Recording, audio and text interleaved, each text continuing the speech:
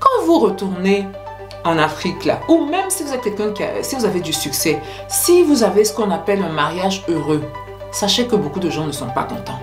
Beaucoup de gens ne sont pas contents. Donc les gens qui vous entourent là, faites attention à ça. Il y avait même, il y a un certain temps, il y avait un truc d'empoisonnement qui défrayait la chronique. Il y avait un truc d'empoisonnement qui défrayait la chronique. Je pense qu'on peut la mettre dans ce cas-là. Parce qu'elle a été intoxiquée, je pense qu'elle a été sciemment empoisonnée. Et puis, hello, je suis Jessica GD, multi-entrepreneur en Afrique. Je suis dans la restauration, dans l'immobilier, dans l'agroalimentaire et dans l'esthétique. Je vis entre l'Afrique et l'Europe et ici vous êtes sur ma chaîne où on parle d'entrepreneuriat, d'immobilier, d'investissement. Ce sont des thématiques qui vous intéressent. Je vais vous demander quelques petites choses. Activez la cloche de notification pour ne perdre aucune vidéo. Si vous êtes abonné, likez la vidéo, commentez la vidéo, partagez la vidéo et pour ceux qui ne sont pas abonnés, qu'est-ce que vous attendez? Vous voulez que je danse avant de vous abonner? Voilà, je danse. Abonnez-vous. Abonnez-vous. Abonnez-vous. Bien, mes valeureux, on va parler aujourd'hui d'un sujet vraiment, un sujet qui est très récurrent, hein. Un sujet qui est très récurrent et un sujet qui concerne beaucoup de personnes de la diaspora. Beaucoup de personnes de la diaspora, beaucoup de personnes aussi qui réussissent, hein, qui réussissent de manière affective, c'est-à-dire ont un beau mariage, ont des finances qui sont intéressantes, voilà. Donc, pour commencer, pour bien mettre en place ce sujet-là, je vais vous raconter, comme d'habitude, une petite histoire. J'étais dans l'avion il y a quelques temps, là, je ne sais plus où j'allais, et puis j'étais assis j'avais les sièges à côté étaient occupés par deux Africains, une femme et un monsieur, et je les écoutais en train de discuter. Et ce qu'ils racontaient, c'est que en fait, ils avaient une de leurs sœurs, parce que je pense que les deux étaient parentés, hein. Voilà, ils n'étaient pas mariés, ils étaient parentés. Ils avaient une de leurs sœurs qui était allée en vacances, qui était rentrée, c'est en Côte d'Ivoire, qui était rentrée en Côte d'Ivoire en vacances. Voilà. Et donc, ça faisait un bon bout de temps qu'elle n'était pas rentrée. Et donc, à la suite de ça, vraiment, toute la famille venait, tout ça. On lui a dit, même elle était d'abord dans un hôtel, on lui a dit de quitter l'hôtel pour venir en famille. Voilà. En famille, là, c'était ce qu'on m'a expliqué, c'était une cour commune. Voilà, c'était une cour commune, mais chacun avait son studio, des trucs comme ça. Voilà. Donc, de venir rester là, elle était avec sa mamie, était la responsable de toute la cour commune, là. Voilà, c'est sa mamie, ceux qui étaient là, et le reste, c'était des cousins, des trucs, tout ça.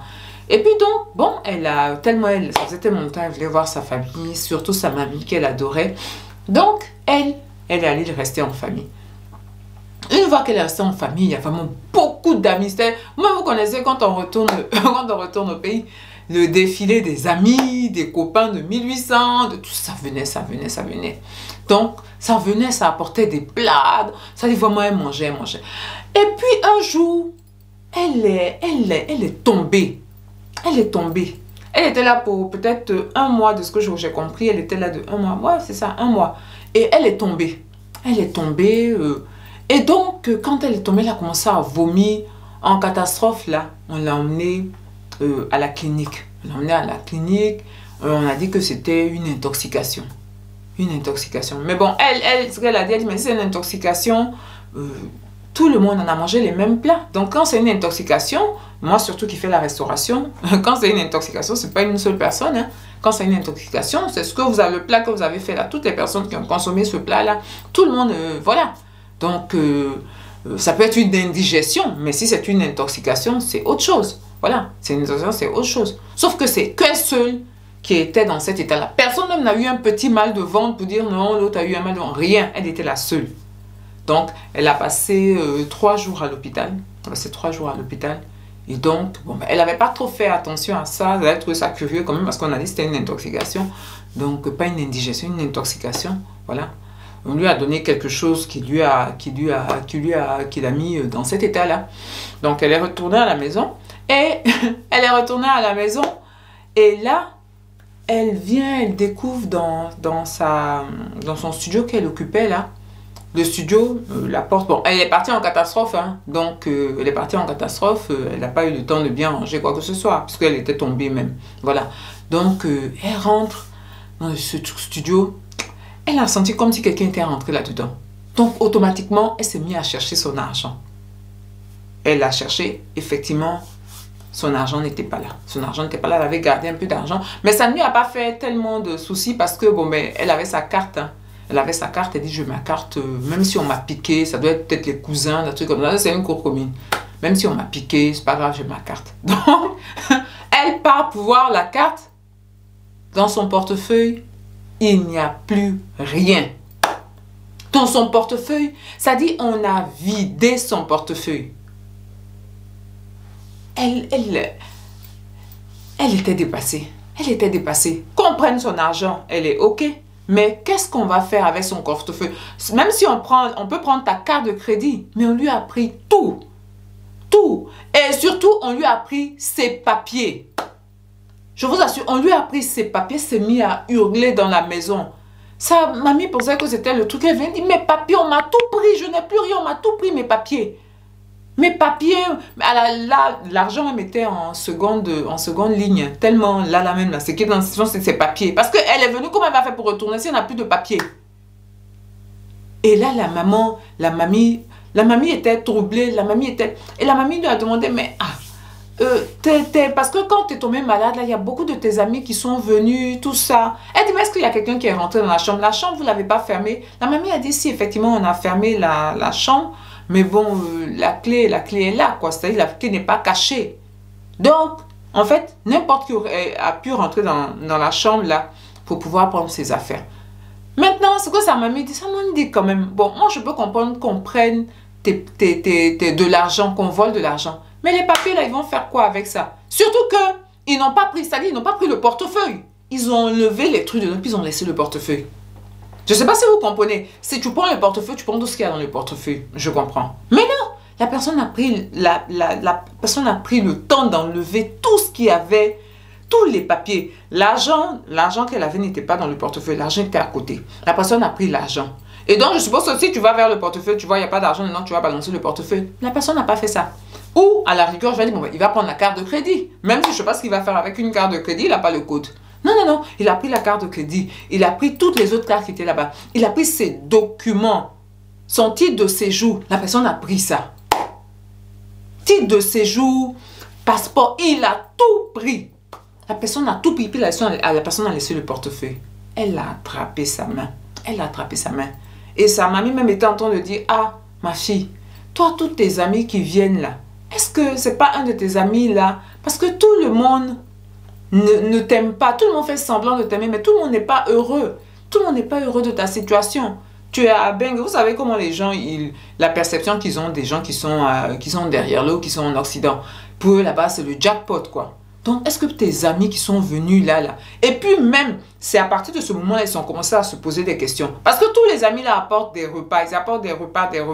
Ils ont essayé de se voir quel est l'ami qui a apporté le dernier repas.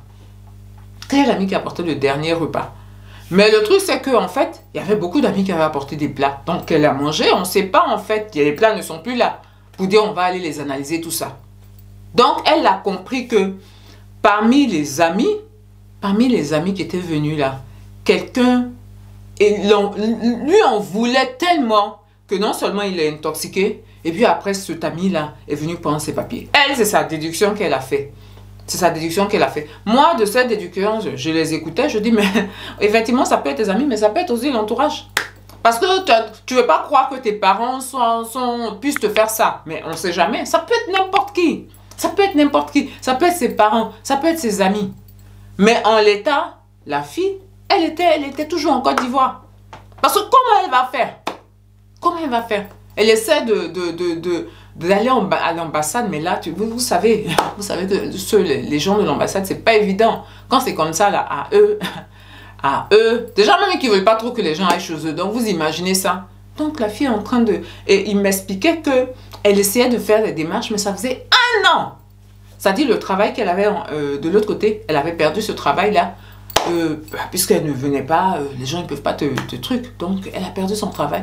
Et elle n'arrive même pas à refaire d'autres papiers pour pouvoir, malgré le fait qu'elle avait, elle était complètement régularisée. Mais en fait, les gens là, il a tourné. Il a tourné. Il a tourné. Elle n'était pas mariée aussi à un Européen pour dire que non, ou un Français pour dire que non. Non. C'était, elle avait ses papiers, elle avait son petit job. Et puis voilà. Donc, mes valeureux, c'est de ça que je veux parler aujourd'hui. Quand vous retournez en Afrique là, ou même si vous êtes quelqu'un si vous avez du succès, si vous avez ce qu'on appelle un mariage heureux, sachez que beaucoup de gens ne sont pas contents. Beaucoup de gens ne sont pas contents. Donc, les gens qui vous entourent là, faites attention à ça. Il y avait même, il y a un certain temps, il y avait un truc d'empoisonnement qui défrayait la chronique. Il y avait un truc d'empoisonnement qui défrayait la chronique. Je pense qu'on peut la mettre dans ce cas-là. Parce qu'elle a été intoxiquée, je pense qu'elle a été sciemment empoisonnée. Et puis, peut-être que c'est pas, peut-être qu'il y a deux. C'est-à-dire son histoire, même si on fait les Colombo, là, lieutenant Colombo, il y a deux. Il peut y avoir quelqu'un qui l'a intoxiqué. Et puis, il peut y avoir une autre personne qui est venue prendre ses papiers. Qui est venue faire, c'est-à-dire vraiment lui faire du mal. Parce que si c'était simplement un vol, il aurait pris l'argent, vu dans les trucs, à la rigueur, prendre la carte de crédit, puis il aurait balancé les trucs. Non. La personne a sciemment enlevé tous les papiers et laissé le portefeuille. Laissé le portefeuille. Vous comprenez? Donc ça, c'est intentionnel pour qu'elle reste même. Pour qu'elle... Peut-être le but premier, c'était pas ça, c'était peut-être le vol. Mais quand il a vu l'opportunité de lui faire encore plus mal, la personne n'a pas hésité. Donc, quand vous allez là, faites attention. Faites attention à votre entourage. Et surtout, faites attention à vos papiers. Faites attention à vos papiers. Parce que les gens, ça, je vois personne en parle. Hein. Faites attention à vos papiers. Où vous mettez vos papiers, il faut que ce soit des endroits hyper sécurisés. Il faut que ce soit des endroits hyper sécurisés parce que tout le monde sourit avec vous. Tout le monde est, on est heureux de te voir, mais dans le cœur des gens, vous ne savez pas ce qu'il y a dedans. Dans le cœur des gens, vous ne savez pas ce qu'il y a dedans. Faites attention à vos soi-disant amis. Faites attention à vos amis. Faites attention à vos amis. On est amis, ok, mais je prends quand même mes précautions.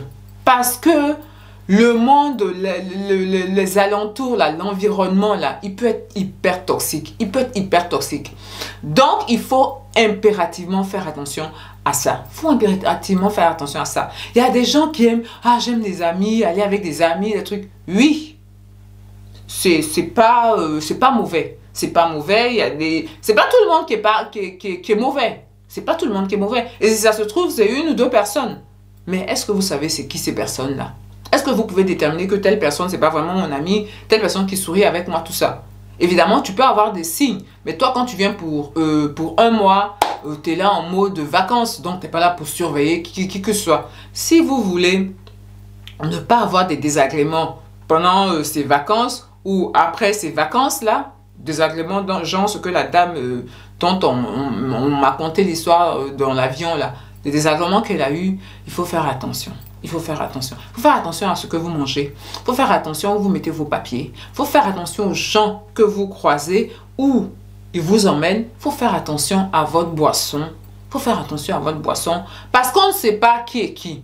Mieux vaut prévenir que guérir. Mieux vaut prévenir que guérir. C'est pas la peine de vous retrouver après dans les problèmes à dire, oh voilà ce qu'ils m'ont fait. On m'a volé, on m'a fait ceci, on m'a fait cela. C'est mieux que vous n'ayez pas de désagrément après votre séjour ou pendant votre séjour, parce que vous n'avez pas fait attention. Je tenais à dire dans cette vidéo que tout le monde n'est pas pareil. Tout le monde n'est pas pareil. Tous les parents africains ou les amis africains ne sont pas des gens qui sont jaloux, ne sont pas des gens qui sont méchants. Je fais bien le distinguo. Simplement, ce que je dis, c'est fort probable qu'il y ait des personnes, le fait, votre réussite, c'est fort probable qu'elle attire des personnes qui soient mécontentes de votre réussite, des personnes qui soient envieuses de votre réussite, des personnes qui soient jaloux de votre réussite. Donc, il faut faire attention. Donc, il faut impérativement faire attention. Il ne faut pas vous laisser aller, ne pas penser que vous êtes en terrain conquis et que tout va aller.